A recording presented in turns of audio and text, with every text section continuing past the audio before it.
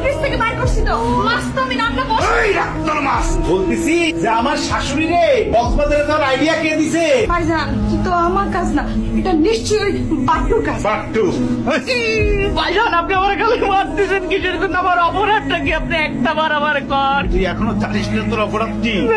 বিলকিস ও এখনো জানে না ওর অপরাধ কি। ও ভাইজান আপনি গল্প শুনবেন? আচ্ছা তাহলে শুনুন। রাখ তোর গল্প তোর কাছে, তোর গল্প পরে শুনুন।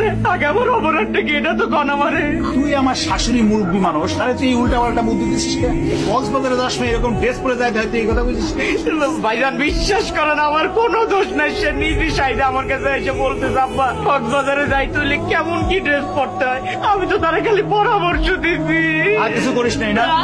আর কিছু করিস নাই না? আজ সারাদিন তোর এখানে বাধা থাকবে, দেখবি কেউ যেন ওরা না খুলে দেয়।